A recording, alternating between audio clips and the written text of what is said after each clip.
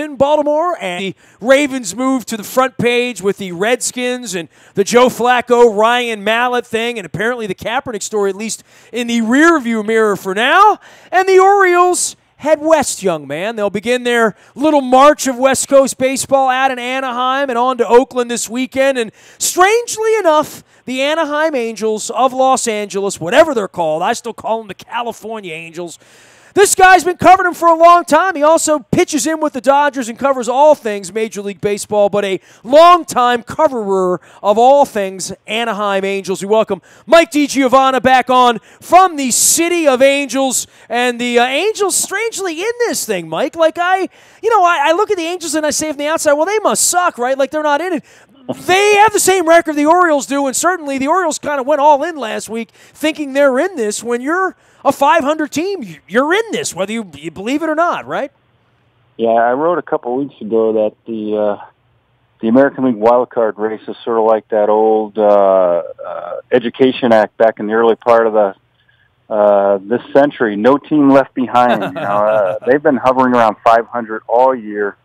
And right now, they had a really tough loss on Sunday, but they are still within 2.5, 3 games of a wild card berth. They have not been over 500. I can't remember the last time.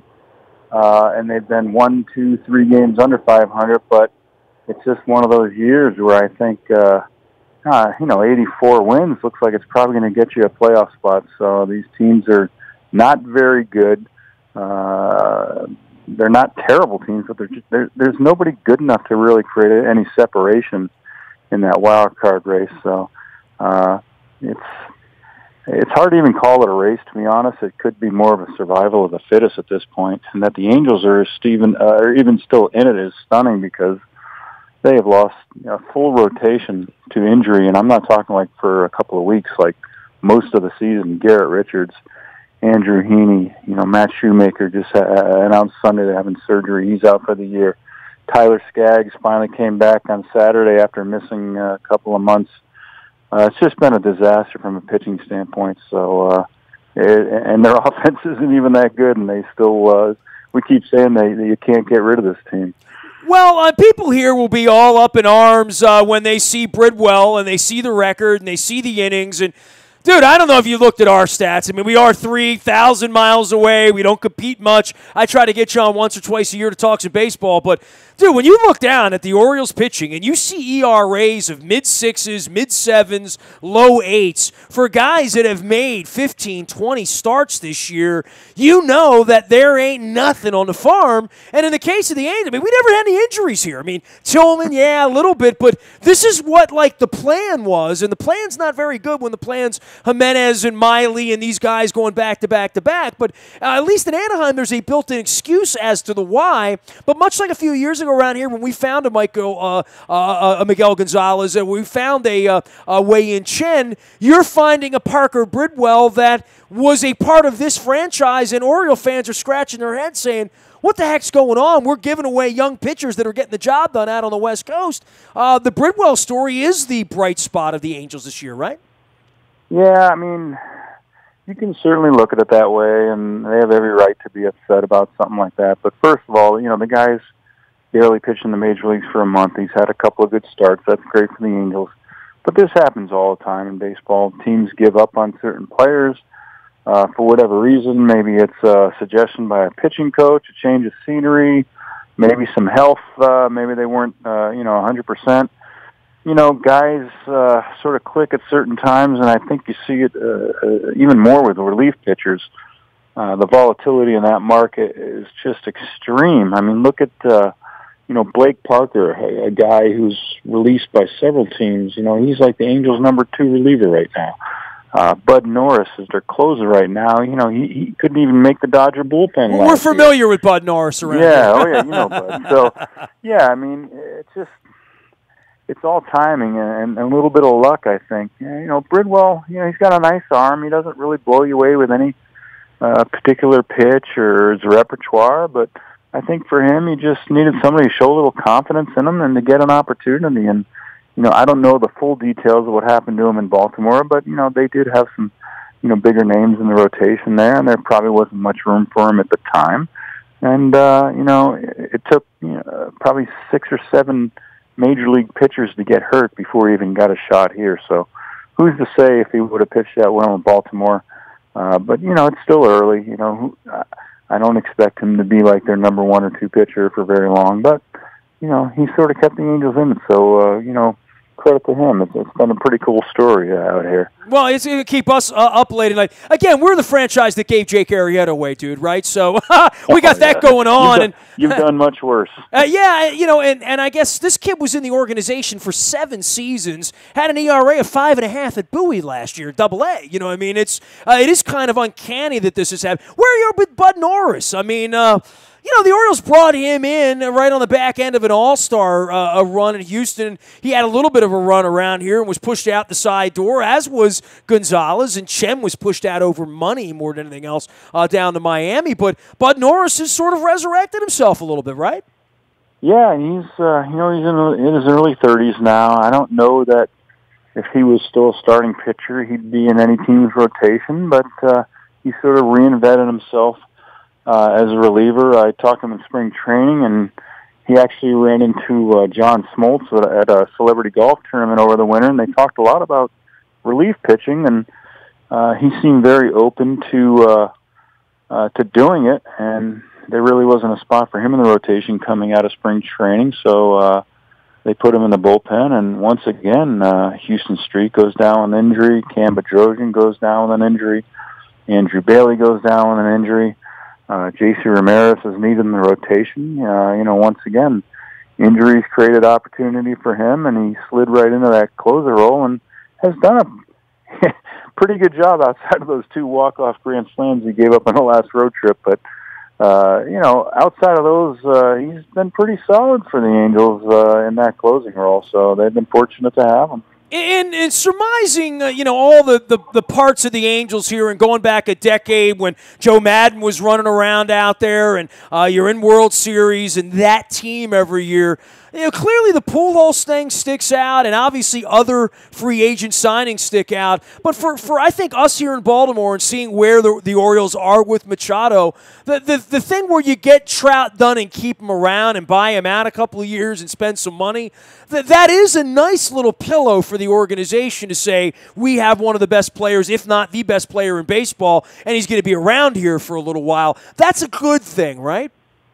Oh, yeah. I mean, he's tremendous, but I think I don't know if you have this discussion much in Baltimore about Machado, because maybe he's a great player, maybe not quite on the plane as Trout, but the big talk out here, really going on more than a year now, is are the Angels wasting Trout's best years?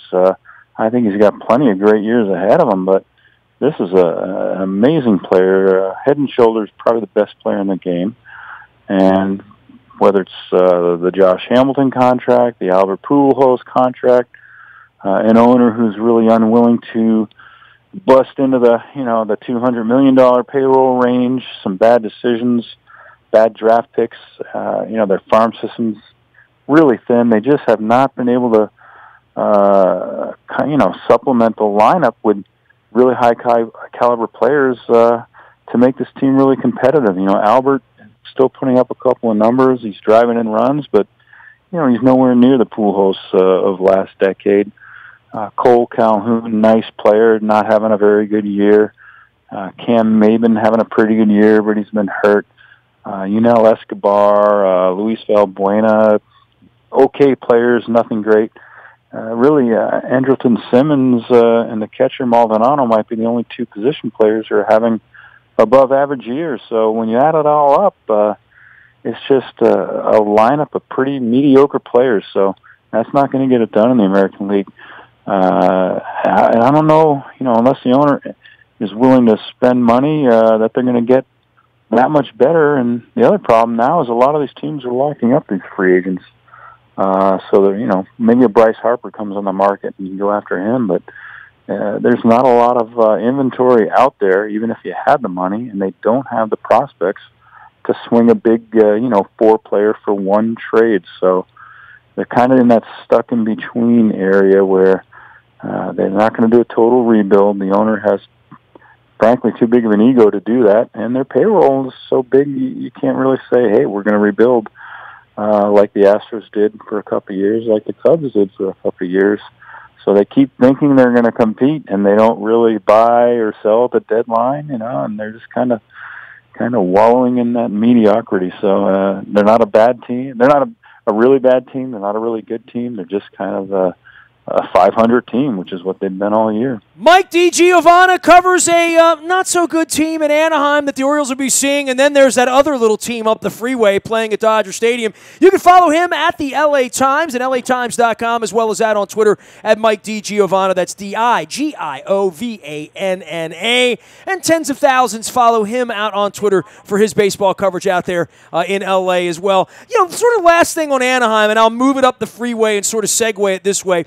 Mike, I did 30 ballparks in 30 days 2 summers ago, and people came to me and said, man, that Tampa place must really suck, right? In Oakland, they got flies in the bathroom up there, and the stadium's round, and Mount Davis is there, and it's awful. I said, no, the worst stadium in the league for me was Anaheim, and second, not far behind that, was Miami in the new dome there. The Anaheim Stadium situation, as it relates to what's going on with the Rams, what's going on with the Chargers, what's going on with the Raiders, where the 49ers have been, the Dodgers revamping Chavez Ravine. Boy, that Anaheim situation, when you get inside that stadium and get around a little bit, it's pretty obvious it was built in the 60s, and they've put a little bit of lipstick on it, but that's going to be a little bit of an issue for them over the next decade, isn't it? Because that stadium is a little on the older side now, even though it's been remodeled and Disneyed up a little bit with the pile of rocks in the outfield. But, at some point they're going to scream about a stadium there, aren't they? Well, they did look into building a new stadium about 10 miles down the road in Tustin, and didn't quite work out in terms of the land purchase. I would have to disagree with you on your assessment. I'm not saying Angel Stadium is Safeco Field or Camden Yards, but I would definitely rather watch a game there than in Oakland or Tampa. The stadium, I think, kind of looks good from the outside, but when you get deep into it, there's a lot of leaks here and a lot of problems there. And the press box is in like Costa Mesa, dude, right? Yeah, that's the owner's decision, though. That was their decision to move us out to right field and turn the press, what was one of the best press boxes in the country, to a club, high-end ticket fan, experience. So, that's the owner's decision. That's happening all over the league. But I think right now they're pretty much committed to staying in Anaheim, and they'll probably. I think personally what they should do is just try to build a new stadium on the parking lot of Angel Stadium right now, and then like a lot of places, just sort of like they did in Citi Field, the old Shea Stadium. You build a new stadium. When it's done, you knock the old one down, because it really is a great location in terms of freeway access and for fans in Orange County. And if it's a little tougher drive from LA, but at least on a weekend, it's not too bad. So. That would probably be the smart thing for them to do, but it's a situation that is not resolved at this point by any means. Well, my man Artie Moreno was certainly beating on his chest a decade ago when they became the Los Angeles team, and everybody was out with rally monkeys, and Socha's got him winning ball games. This has got to be a tough pill for him to swallow right now with what's going on up the road with really the best team in the land, and I know most people don't call you to talk about the Angels, even though you were on the beat a long time. The Dodgers are the toast of the town, and they are the story right now, all over baseball. I think. Yeah, definitely. The Angels sort of fancied themselves as being equals to the Dodgers for a long time, and for most of the last decade, they were. The Angels won a World Series in 2002. They won 3, 4, I think 4. They were in the playoffs 4 or 5 years, 4 or 5 division titles, and the Dodgers won a couple of divisions, but did not win a World Series. And now, outside of 2014, the Angels had the best record in the league and were swept by the Royals in the first round. Outside of that year, you have to go back to 2009 for the last time the Angels won a playoff game. And right now, the Dodgers are, clearly the class of not only Southern California, but the entire game right now. It's just phenomenal, the run they're on. I think going into Sunday, they had won 43 and 7, something like that. I mean, they're on a pace to win 114 games. They pick up Yu Darvish at the deadline. Kershaw probably back in a couple of weeks. The bullpen's great. The lineup's great. There's really no weakness on this team. So, unfortunately, their expectations are so high right now. if they fall anything short of a World Series championship, it's going to be a huge disappointment for them. But you have to give them credit for, recognizing how good this team is and making that move at the deadline, because they're 14 games up at the deadline. You could easily say that they didn't need anything, and they went out and got Darvish, who really, when you look at a playoff rotation fronted by, Kershaw, one of the best pitchers in the game from the left side, Darvish from the right side, really has a repertoire that's so unique. And then Rich Hill and Alex Wood from the left side. That's a pretty good start.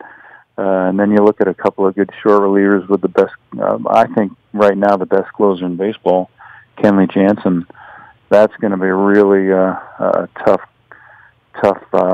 thing to beat in October. So, yeah, they got it rolling pretty good right now. And the neat thing I think about the Dodgers is they have obviously a humongous payroll. They spend, I think it's around $240 million right now, and not only do they go out and spend money on players from Latin America, they retain Justin Turner, Jansen, Rich Hill at a high cost this winter in free agency. They've done great with their farm system. I mean, Adrian Gonzalez goes down. They call up Cody Bellinger, and the guy's like, you could see in Double-A and see him in spring training. You knew this kid was going to be good because of just his bat speed and his approach and his kind of his demeanor out there. But he might be an MVP candidate right now. Chris Taylor in the outfield, sort of speaking of your Parker Bridwell-like castaways. I mean, the Mariners basically gave him away. I think he had one major league home run going into this year. He's got like 14 or 15 right now. He's one of the key players. They've always, Seager at short's been great. Justin Turner, Mets cast off from many years ago, has been tremendous.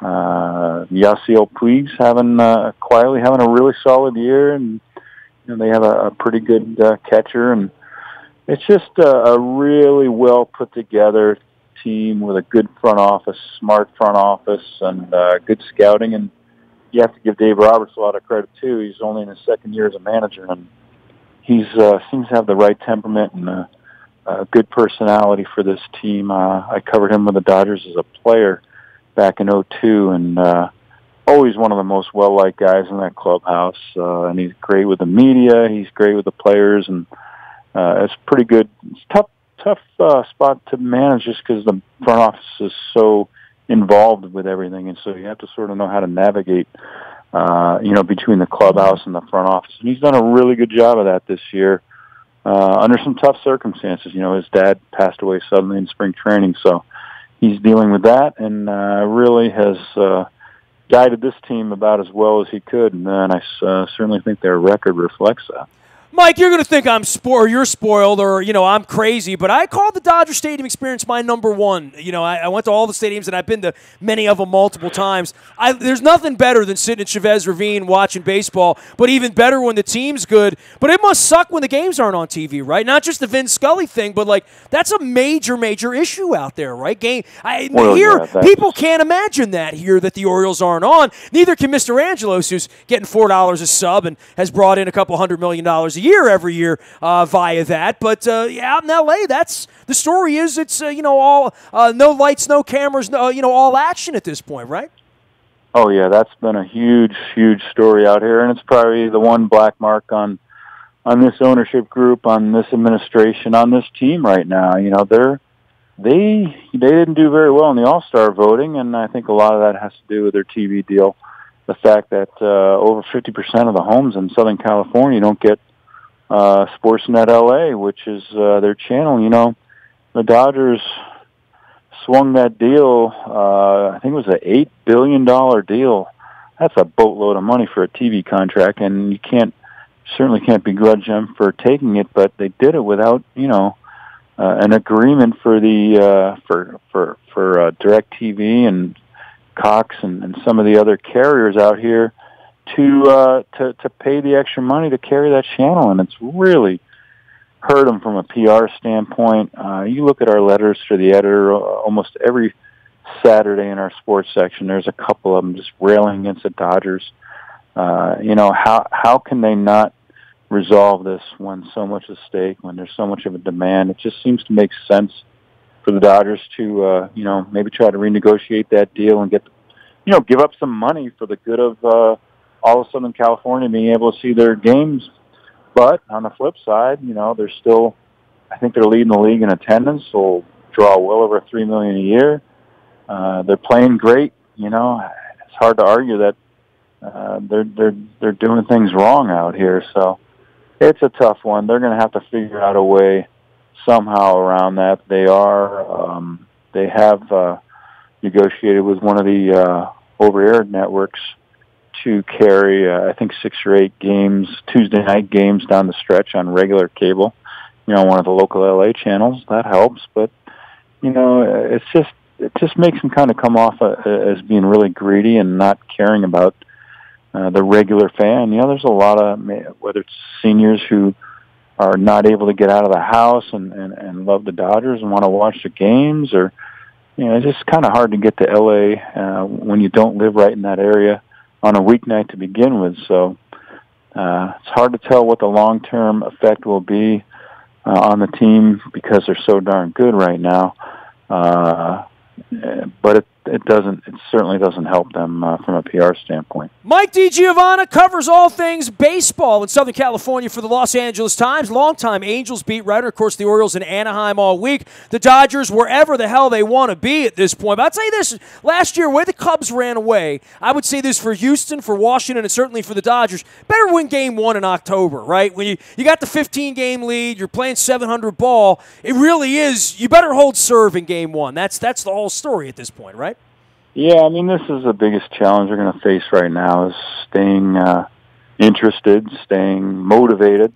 I covered the Angels in 2014, and they clinched the division, I want to say, around September 12th-ish, right around there. At least a solid 2 to 3 weeks left, and, they were able to rest certain guys and line up the rotation for the playoffs, and I think they lost that edge.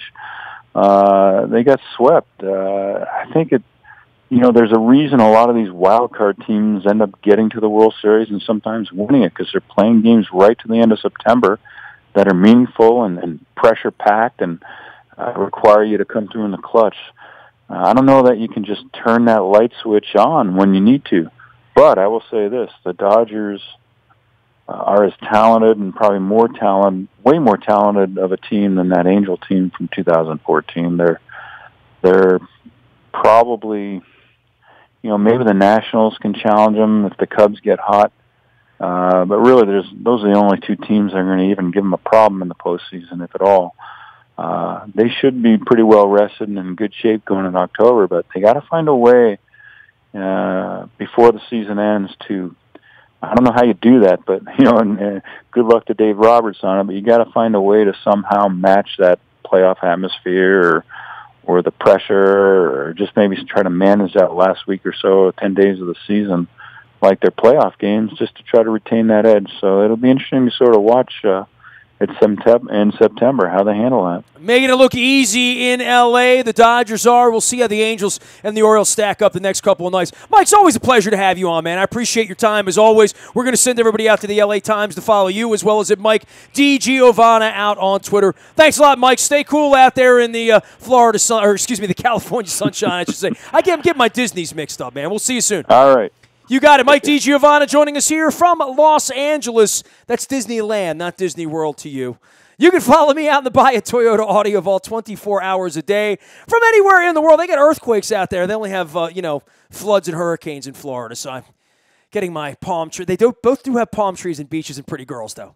And, one of them has good baseball out in L.A. anyway. You can find me on Facebook, Twitter, LinkedIn, Snapchat, Instagram, anywhere we go, as well as nasty at WNST.net. The Buy a Toyota Audio Vault is there, as is our morning newspaper, which ships to you each and every morning at 7 a.m. That's all brought to you by Planet Fitness and PlanetFitness.com. Don't forget, we're going to London with the Ravens next month. If you are going to London with the Ravens next month, hopefully you go on our trip. I still have a handful of seats left. If you want to jump on, throw me a note on that, or we will see you on the Saturday before the game in East London. I'll have some details on that that coming up at WNST.net later in the week. I am Nestor. We are WNST.net, AM 1570 and WNST Towson, Baltimore. And we never stop talking Baltimore sports.